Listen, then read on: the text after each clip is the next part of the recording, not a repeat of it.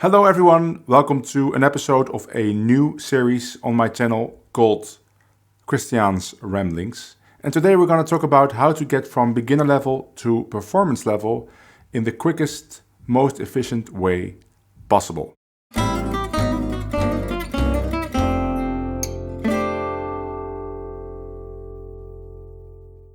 The past 2 years I have met many people that tell me that they really enjoy my YouTube channel and the videos on it. It's just, maybe I should make the videos a little shorter, maybe talk a little less because I talk way too much, and just show the phrases because, your videos are all about the phrases anyway.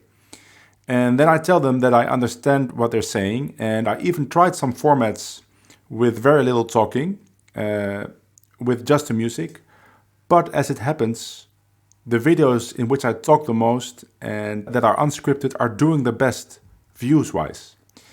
And I proved it again because a week ago I made a video called Gypsy Jazz versus BeBop, which was completely unscripted. I didn't even plan on playing. I played anyway in the video, but I didn't plan on it.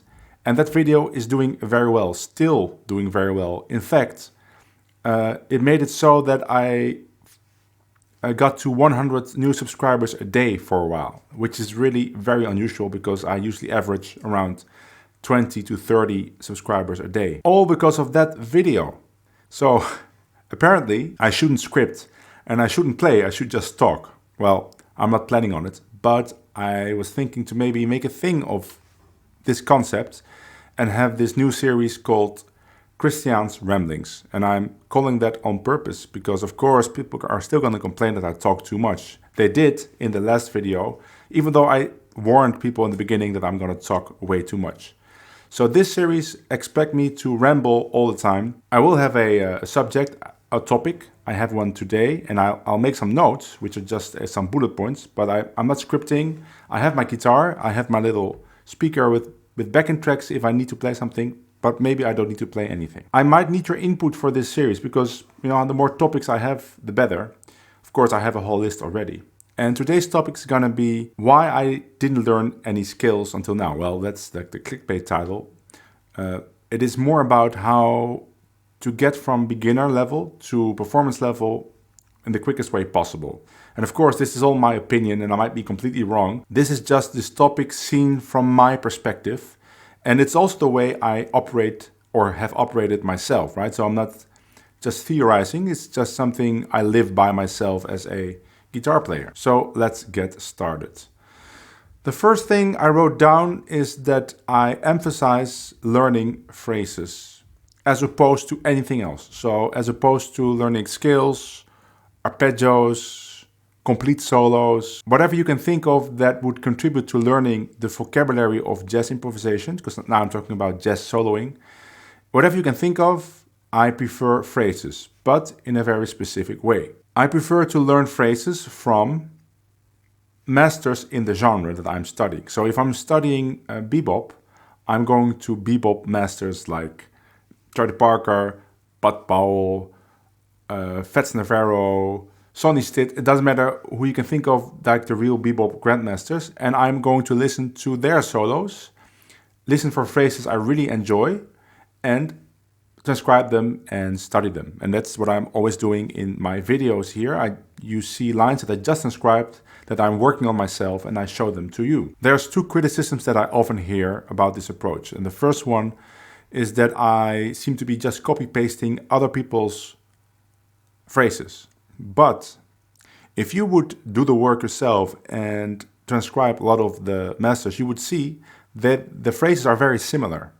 So that either happened by chance or they are also copying from each other. And I suspect it's the last thing because there's so much similarity between players in a certain style. And that's not only bebop, but that's also in swing and gypsy jazz. They all seem to be playing the same phrases with many variations. So this copying other people's phrases is not something that I invented or started doing to ruin jazz. This is something that's part of the practice of jazz. And it's not only my own conclusions, but it's also by talking to other people that have been doing the same thing and noticing the same thing.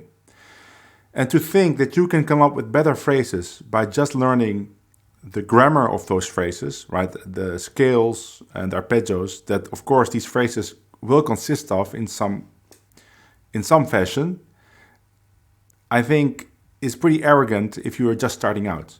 There's no way you can come up with better phrases than these masters in your first, now let me say, 5 years of practicing jazz. But if you study those phrases, you will start to develop taste for what sounds good under which circumstance, over certain tunes or over certain progressions. And then you will start to come up with phrases yourself, but this will happen naturally. This is what is happening with me, or this is what happened with me and still is happening with me every day. I study phrases of the grandmasters, but I also am developing my own phrases. But this is not something that I have to force myself to do. This is just happening naturally during practicing, right? Because now I've studied so many phrases that I know what it takes to make a good jazz phrase. You know, I know which enclosures sound good, even though I would never think about enclosures in a theoretical way, right? If you don't know what an enclosure is, let's say you have a D minor chord, and instead of playing the F, you first play some notes, or right? You play some notes around that F before you start playing it, and it's a very smart way to play something that is based on chord tones without just playing an arpeggio. Now, I never studied the different kinds of enclosures, and I know they all have names, but I've studied so many phrases with enclosures that I just hear these enclosures. And when I want to come up with my own line, it will be full of enclosures if I want to, because, you know, I know how they work. Another criticism I hear is that I seem to not be interested in the theory behind the phrases. And that is completely true. I'm not interested in it at all. I don't care from which scale or what kind of enclosure, or that they're part of a system, or that there's other ways, things that I should know before I play the phrase. I don't really care. The only thing I care about is, do I like the phrase? Now, if the phrase has been played by Charlie Parker, I'm probably going to like the phrase. And if I don't like the phrase, maybe I should listen some more, because probably it's a great phrase, right? That's also something, if you study these masters and you really hate it, it might just be that you don't like it, but it could also be that you just have to get used to the sound. And that's another thing, another benefit about practicing phrases. You will educate yourself to what sounds good. Well, okay, so to get back to the point, I'm only interested in the phrase itself, how to play it, you know, the notes, so that's why I transcribe it, and where it fits. That's easy, because if I know the chords of the song, I can see, oh, well, this phrase fits on a 2-5-1 in D minor, for instance. Now, the further you will progress, you will start to notice that many of the phrases would also fit other chord progressions. But again, this is something that will happen naturally as your ears start to develop without actually doing ear training. You're just listening to jazz solos, transcribing, and applying. And I don't care about the theory at all, and there's a simple reason for it. The first reason is that you don't need it to play those phrases. But another reason for it is more of a story, and it's a quick story, but I will tell it. I still remember when I started playing with the Rosenberg Trio, and of course I didn't play guitar back then. This was like 11 years ago or something. I started playing guitar about 8 years ago. And on one of the rehearsals, there was lots of guitar players there, right? Not only the Rosenberg Trio, but also family and friends, all Sinti gypsies. And they were jamming. They started playing this really fast song, like 320 BPM, right? I was there with my violin. Everyone there was playing a great solo, without exception. No problems with tempo, technique, holes in their solo, like, okay, this is a difficult part or something. No. They all played great solos, with great variety, with great sensitivity, great time, great tone, great technique. Except for me, because it was much too fast for me. I wasn't used to playing in that tempo. But there was also another thing I realized. I realized that no one there knew any of the chord names, not like even the first chord.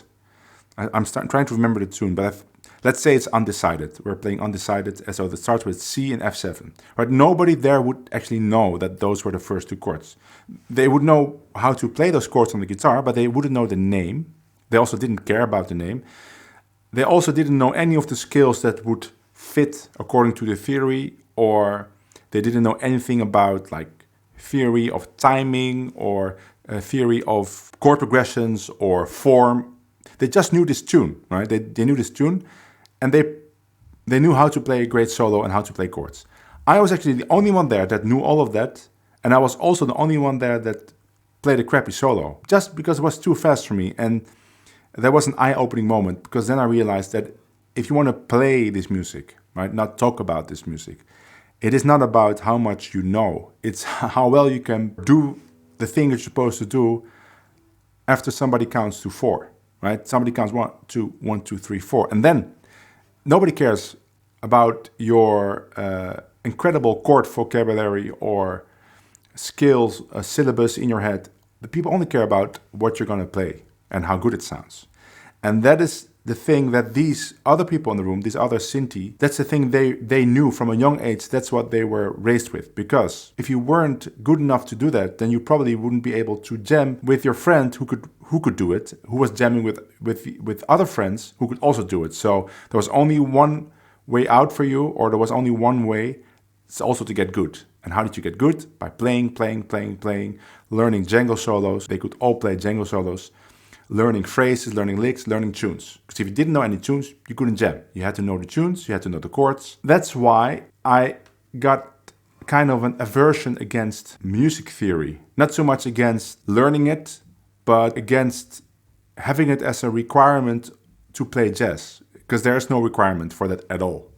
And I bet that if you would go back to the BeBop days, that most players that knew how to play actually didn't know a lot of the theory. They just knew the phrases and they knew the tunes. Another benefit of learning phrases like that is that the things you're going to focus on are timing, which is the most important thing, because you will be confronted with people playing those phrases at the highest level possible, right? If you study Sonny Rollins' language, you will hear Sonny Rollins play it all the time because you're transcribing it. You're not going to listen to it once. You're going to listen to it 10 times, maybe more. You'll hear it being played back at you with perfect time. And you start realizing that if you play the same phrases that you just transcribed and it doesn't sound the same, that the problem is not the notes, right? Because many people would think, oh, I'm not playing the correct notes. You start realizing that the problem is probably your timing and your technique. Right? Your technique would also suffer because maybe you can't produce the notes, maybe it's too fast, maybe there's a difficult triplet in it. So you start working on those things. You start working on your timing and your technique. If you watch my video about 10 activities more useful than ear training, I will link it, you can see that the top 2 items, spoiler warning, are timing and technique. And then another benefit, and this is a huge benefit, is that the sooner you are able to play many tunes and play decent solos, it doesn't have to be the highest level, but decent solos, the sooner you can get together with other musicians and start to jam.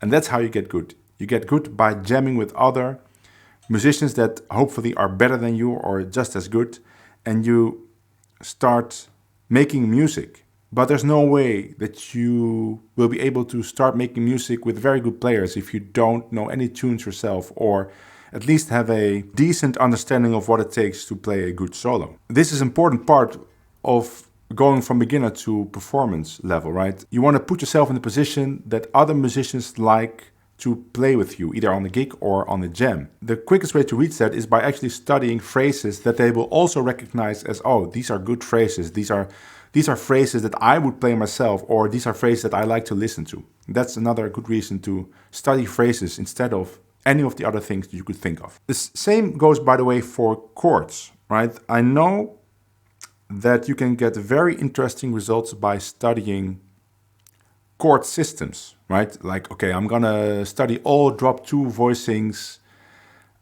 from this particular scale, or I don't know, or from this particular chord, I'm gonna learn all inversions, or I'm gonna make this very difficult system of modal voicings.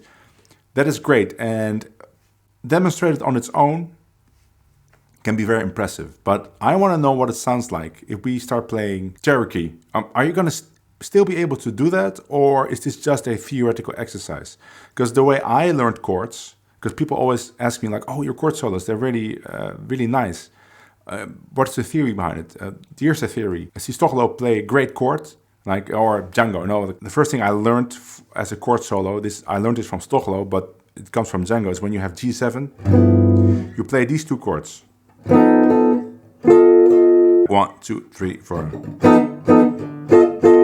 These two chords specifically together, right? So not only one of them, but you have to play both of them. I learned that, and then I started applying it everywhere without realizing what I was doing. Of course, I knew what I was doing, again, because I know the theory, but I didn't care about it. So, and then I added another thing, right? I saw Peter Bernstein play, right, on E7. I saw him play stuff like that. And I started adding these puzzle pieces, and now I have a very big vocabulary. I don't want to say very big, but a good vocabulary of chord formulas, I call them, like rows of chords. Sometimes it's one chord, sometimes it's multiple chords in a row.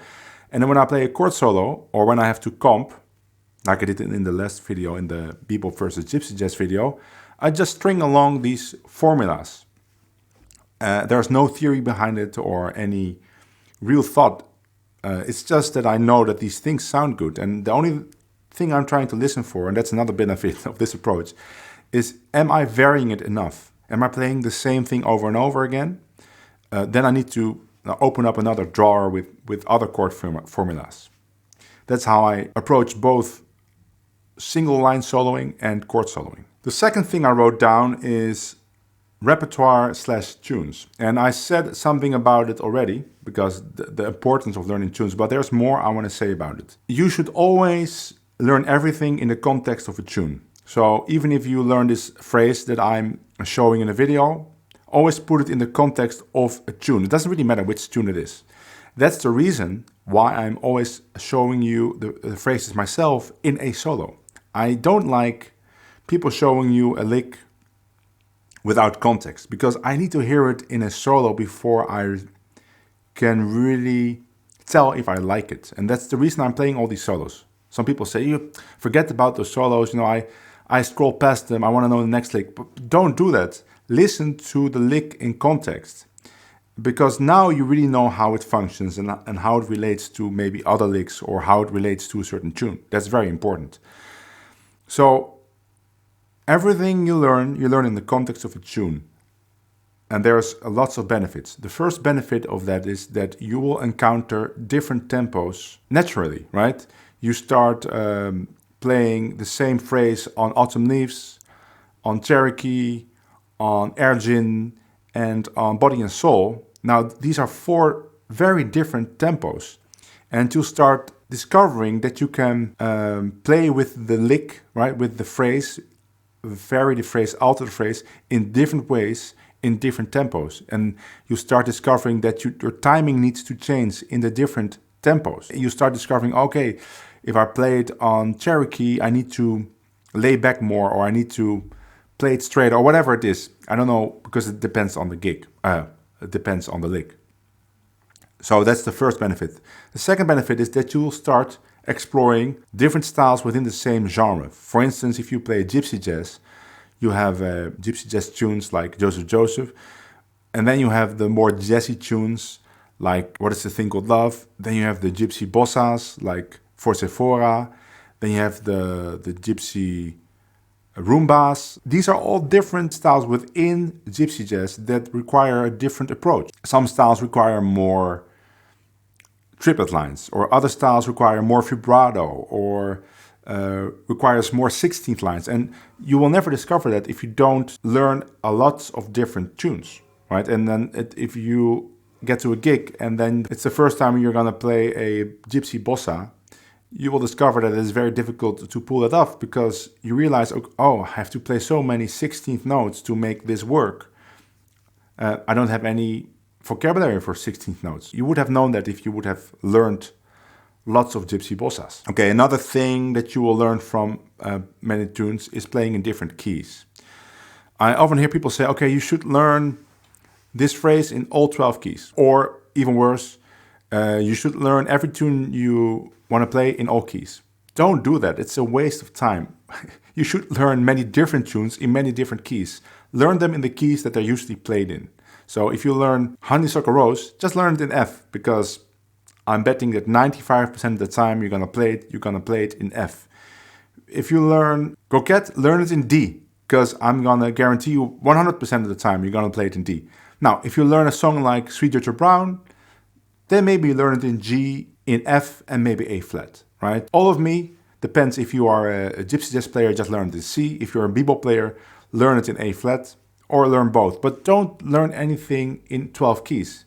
If you have to choose between one song in 12 keys or 12 songs, each in their own key, I think you can already tell that the last option would be much more beneficial. And then you would still be able to learn a new phrase in 12 keys because you have 12 different songs in 12 keys. Now, 12 keys is also a bit ridiculous because I don't think there's any tunes in G flat or B. Maybe there are, but who cares if you can't do that? How often are you going to play a tune in G flat or B? It happens so rarely that it's not worth even practicing it.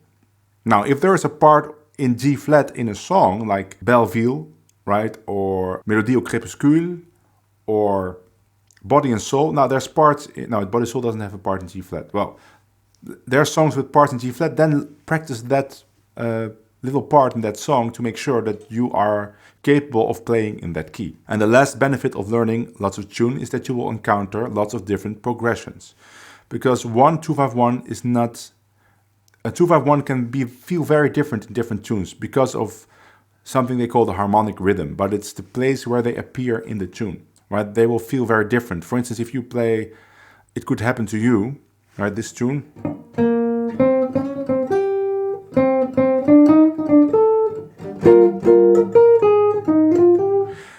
If you play that for the first time, for some reason, the harmonic rhythm in that tune is quite challenging to play a fluent solo.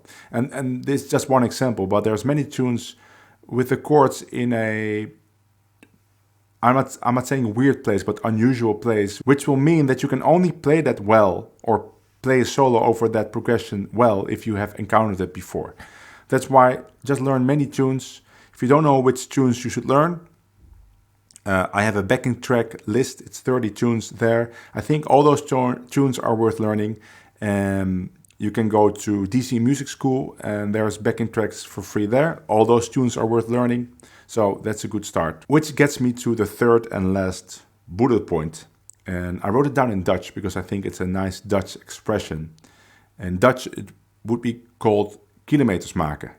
And if I would translate that literally in English, you would get something like making kilometers or making miles or traveling lots of miles. And we're not talking about actual travel, but we're talking about time spent with your instrument in this case, because you can make these kilometers in every hobby or trade that you can think of. But it's just spending time doing the actual thing that you're supposed to be doing. Or in the case of playing jazz guitar, it means actually playing jazz guitar, which means playing a song with a backing track, for instance, or with a real band, and performing it. So you have to play the theme, right? And then you have to play a solo, and you have to come up with an intro maybe and an ending. That's the actual practice of being a jazz musician, right? And that is something that you can lose sight of when you're only practicing theoretical devices or, I don't know, finger exercises or whatever you can come up with. Those things might be important too, but it's not as important as actually making the kilometers. I wrote some benefits of making kilometers here. The first one is it is the best way to correct your timing and your technique. Because by actually being, now you don't have to even be on stage. It could be a jam, it could be a jam in your home, it could be just you practicing or performing with a backing track. The quickest way to find your weaknesses is doing that and recording yourself. If you're alone, you can record yourself. If you're with others, you could ask others for guidance, but recording yourself is still the best thing. Just put a camera there and record yourself and watch it back. And you will discover your weaknesses. And I'm going to bet that the biggest weaknesses you will have are not the phrases you're playing. If you did that work, right? Let's say you studied the phrases and you know tunes. The biggest weakness you're going to find is your technique and your timing. The two most important things will be your biggest weaknesses. That's just because they are the most difficult to consistently excel at. And by making the kilometers and by filming yourself, you can correct this. You can say, okay, whenever I play this phrase, in this particular tune even, or in this particular tempo, I'm rushing the end. Or I'm always missing this note with my right hand, or my vibrato is wobbly. Whatever it is, it's the best way to correct it. Another benefit I wrote down of making kilometers, I'm I'm keeping that name, is that you will find variation in limited vocabulary. And that is something that the greatest jazz players are known for. They can make great solos with limited vocabulary. I once counted the consistent phrases in solos of Stochler-Rosenberg, right? Because I transcribed over 100 solos of Stochler-Rosenberg for the Rosenberg Academy. And I just started counting phrases that are very similar. They're not maybe exactly the same, but they're based around the same device. Let's say it's something like device is this, right? For D7 or A minor. Now you can vary this in many ways. You could,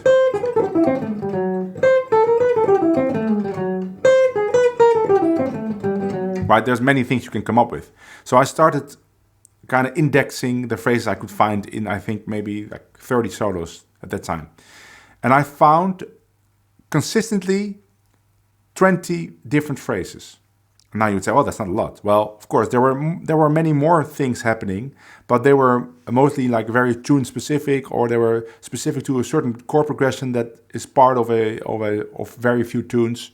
But consistently 15 to 20 phrases. But they were never exactly the same. They were all varied. They started at different places in the bar. They had different rhythms in it. They had embellishment notes. They had vibrato on different notes, like different subtleties to embellish the phrase. You can only discover this by making kilometers and playing many tunes and jamming for hours and hours, because you will start to notice in hour 4 of jamming that, oh, I've played through all my phrases.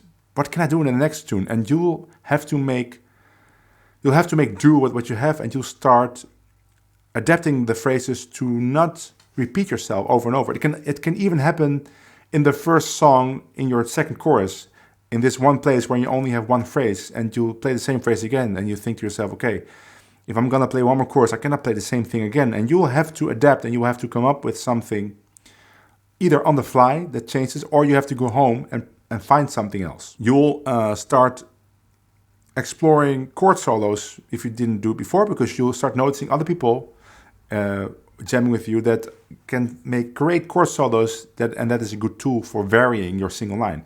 Or you start working on octave phrases, right? Because you start noticing, oh, these octave phrases are a very powerful tool to bring variety to my solos.